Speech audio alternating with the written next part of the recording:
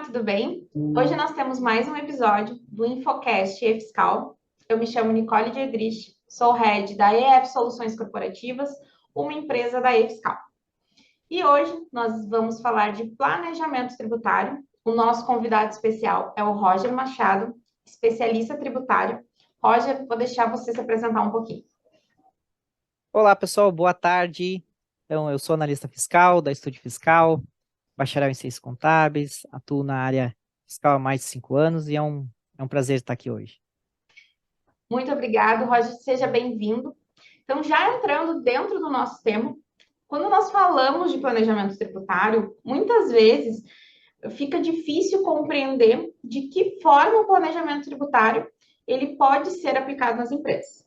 E também fica um certo receio, né, por parte do empresário, por conta das altas cargas tributárias que nós temos hoje no Brasil, né, e as possíveis penalidades que o descumprimento dessas cargas podem acarretar para as empresas. Diante disso, Roger, gostaria que tu nos explicasse o que é o planejamento tributário e qual a importância de realizá-lo. Então, o planejamento tributário, ele é um conjunto de estratégias, ações e estudos elaborados com o objetivo de reduzir a carga tributária de uma empresa de forma totalmente legal. Então, a partir desse estudo, a empresa ela pode traçar a melhor estratégia operacional da empresa, aumentando a competitividade do negócio. Então, esses estudos envolvem, por exemplo, verificar a melhor forma, o melhor regime de tributação, a alteração na estrutura societária, enfim, diversas estratégias que pode ocorrer no planejamento tributário. Hoje você falou de regime de tributação. O que é o regime de tributação e quais são os tipos de regime que nós temos no Brasil hoje? Regime de tributação é a forma de como são calculados os tributos. E a empresa ela pode optar, enfim, pensando em planejamento tributário, por 3 opções. O lucro real, aonde é uma sistemática onde principalmente o imposto de renda e a contribuição social são calculados em cima do lucro efetivo da empresa. A outra opção é o lucro presumido, aonde para se chegar na base de cálculo do imposto de renda e a contribuição social, se presume, ou seja, se aplica estimativas para se chegar na base, ou seja, são critérios pré-definidos com base na legislação. E o terceiro é o Simples Nacional, que é uma forma de mensuração especial, que são para empresas com faturamento de até 4,8 milhões de faturamento, aonde se aplica todos os tributos com base no faturamento mensal da empresa. Então, todos os impostos, PIS e COFINS, ICMS, IPI, Imposto de Renda e Contribuição Social, eles são recolhidos em guia única na modalidade de Simples Nacional. E nós conhecemos, então, os regimes de tributações. E como é que eu sei qual é o regime tributário mais adequado para a minha empresa? Então, esse é um estudo que precisa ser elaborado de empresa para empresa, com base nos números que a empresa possui, com os números históricos da empresa ou com o planejamento, empresas que têm uma estrutura um pouco melhor, que fazem um orçamento do futuro, é feito um estudo individual. Então, não existe um melhor regime. Existe o melhor regime para cada tipo de empresa, tá? E às vezes, dentro de um mesmo segmento, uma empresa A, o melhor regime pode ser o presumido e outra empresa, o lucro real, por exemplo. Então, é uma resposta que tem que ser respondida de forma individual de empresa para empresa. E, Roger, eu posso mudar de regime de tributação a qualquer momento? Não, tá? Então, por exemplo, no regime de lucro real e presumido, a escolha, a definição desse regime ocorre no momento da primeira DARF. Então, na primeira DARF de imposto de renda, que ocorre em alguns casos pode ocorrer até em abril, tá? Então, no momento que é efetivado o pagamento da primeira DARF, é definido o regime tributário para o ano todo, tá? Então, esse é o cenário para a definição do melhor regime tributário. Mas, na prática, como um dos tributos se chama PIS e COFINS e ele é recolhido mensalmente, então é muito importante já ter essa definição a partir de janeiro, porque a forma de tributação do PIS e COFINS varia caso a empresa seja do real ou do presumido. Então, é muito importante ter essa informação já em janeiro para parametrizar os sistemas e já fazer os recolhimentos da forma adequada. Importante ressaltar que, no momento do primeiro pagamento da DARF, não é possível mais alterar o regime dentro do próprio ano. Então, é necessário fazer um novo estudo para definir qual que é o melhor regime para o ano seguinte. A situação do Simples Nacional, ela é semelhante. O Simples Nacional, a empresa tem que fazer uma adesão ao Simples Nacional. Então, o primeiro pagamento, diferente do real e presumido, que ocorre em grande maioria de forma trimestral, no Simples Nacional ele é mensal. Então, no momento que a empresa fez a adesão, ela pagou a primeira guia, fez o primeiro recolhimento, ela está definido que ela será do Simples Nacional. Ideia que o Simples é o melhor regime de tributação, né? Quando a empresa, claro, está dentro do limite de faturamento. Essa ideia, ela realmente é uma realidade? Ou mesmo as empresas com faturamento menor que 4 milhões e 800, elas podem pagar menos impostos estando em outro regime que não seja simples? Existe uma crença que o Simples ele é sempre a melhor opção, mas não é verdade, tá? Então, é necessário fazer um cálculo de empresa para empresa, porque existem muitas empresas que estão no Simples Nacional e estão pagando mais tributos sem ser necessário, tá? Simplesmente pela falta de um estudo mais elaborado, de um planejamento tributário que possa trazer essa resposta para uma tomada de decisão correta, sem achismo, tá? E a gente sabe, né, que o cenário ideal seria que as empresas realizassem o planejamento tributário anualmente. Mas nós sabemos que não é a realidade de muitas empresas no Brasil hoje. E diante disso, existe algum perfil de empresa onde essa tomada de decisão do melhor regime de tributação, ele é mais importante? Sim, eu separei 3 grupos. O primeiro são aquelas empresas que estão no Simples Nacional e que faturam entre 3,6 milhões a 4,8 milhões por ano, que estão recolhendo o ICMS por fora do Simples Nacional. Então, o que acontece?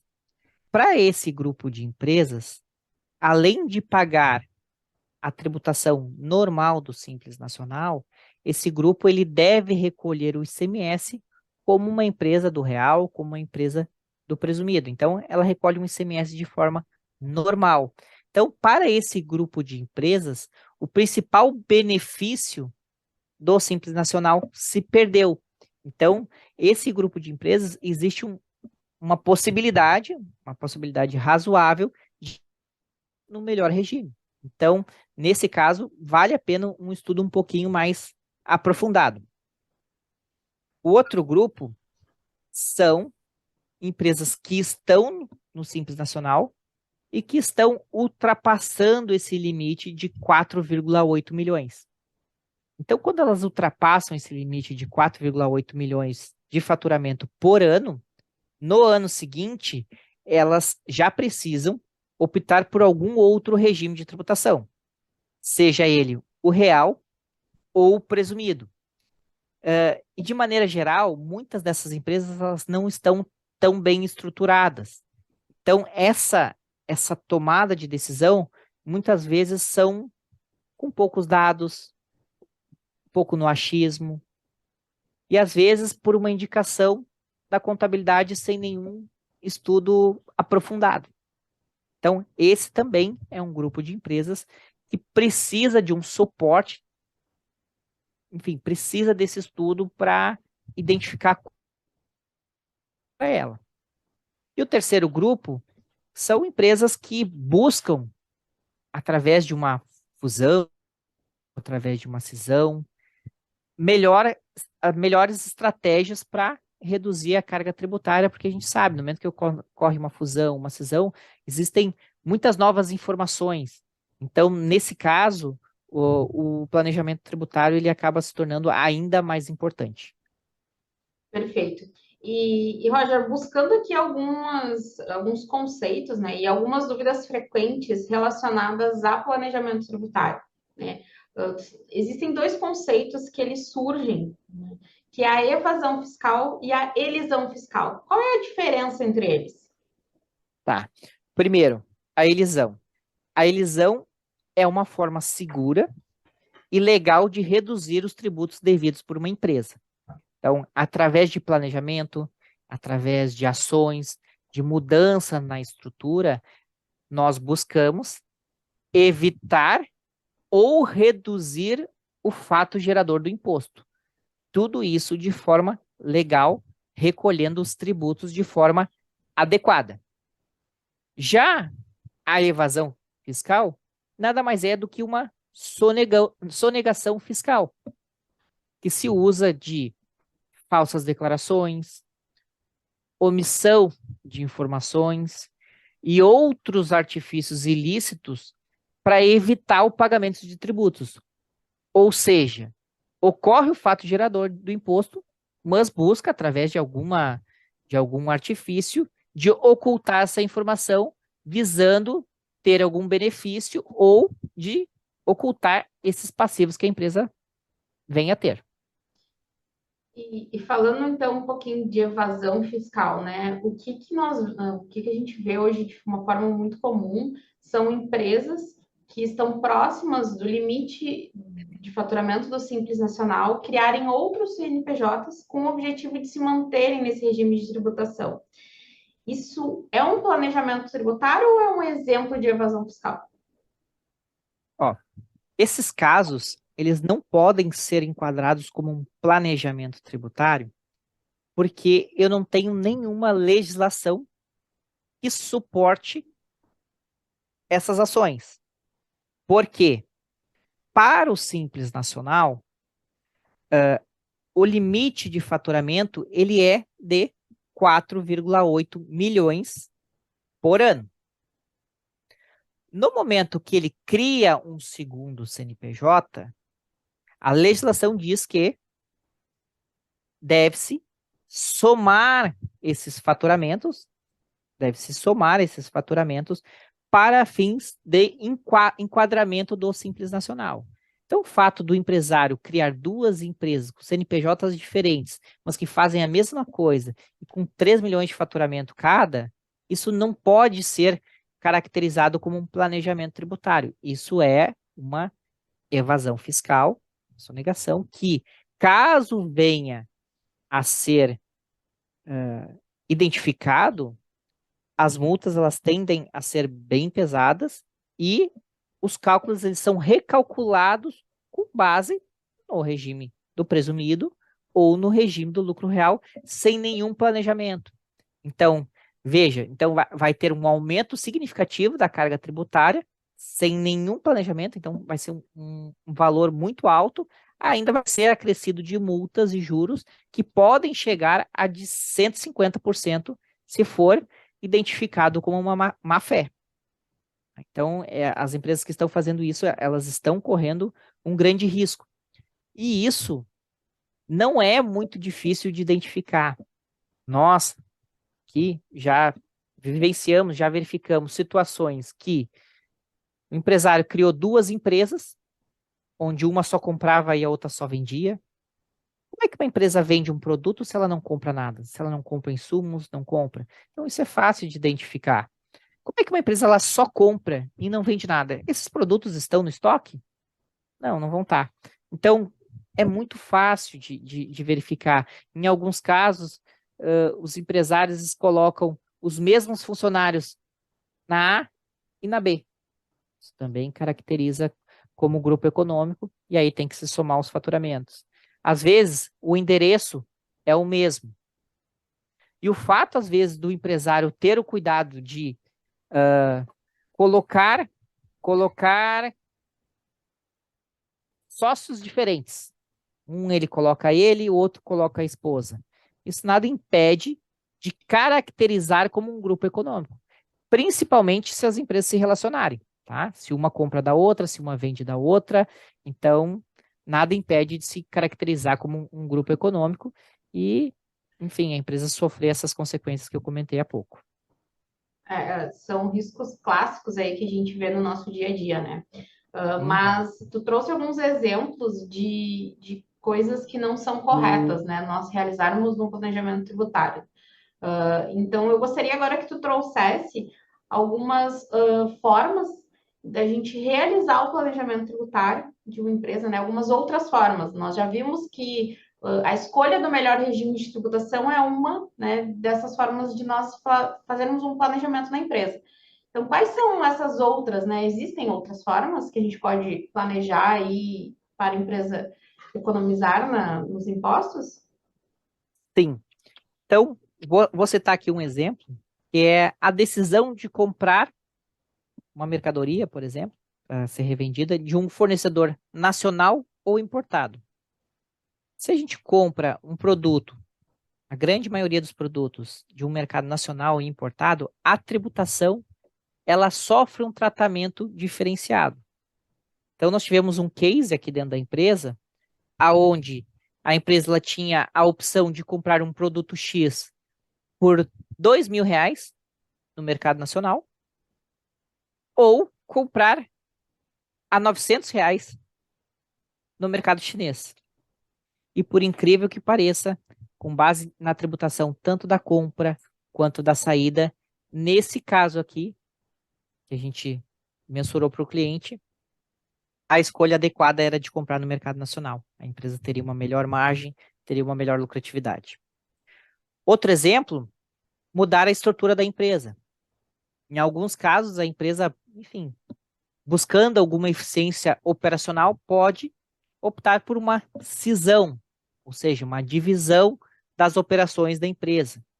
Isso, além de trazer uma eficiência operacional, para esse exemplo que eu trouxe, com o estudo, ele pode trazer um benefício fiscal para as empresas. O outro ponto é avaliar o mix de produtos que a empresa comercializa. Então, às vezes, um produto muito similar tem um tratamento tributário totalmente diferente. Então, o planejamento tributário ele acaba envolvendo diversos fatores que a gente considera para trazer opções para o empresário ter economia nessa carga tributária que a gente conhece que é muito pesada. Planejamento tributário realmente, né, ele acaba sendo um assunto muito relevante para as empresas, mas muitas vezes elas não dão a importância necessária. Mas, Roger, gostaria de te agradecer. Hoje foi possível a gente conseguir visualizar melhor o que é um planejamento tributário, alguns conceitos básicos, né? O que é correto, o que não é correto fazer. E com certeza acredito que muitos conseguiram verificar a importância de realizar esse tipo de estudo periodicamente nas empresas, tá? Roger, muito obrigada pela tua participação. Tá ótimo, Nicole. Eu que agradeço. Foi muito bacana aqui. E o que precisar aí, a gente está sempre à disposição aí de compartilhar esse conhecimento. Perfeito, até breve. Até mais.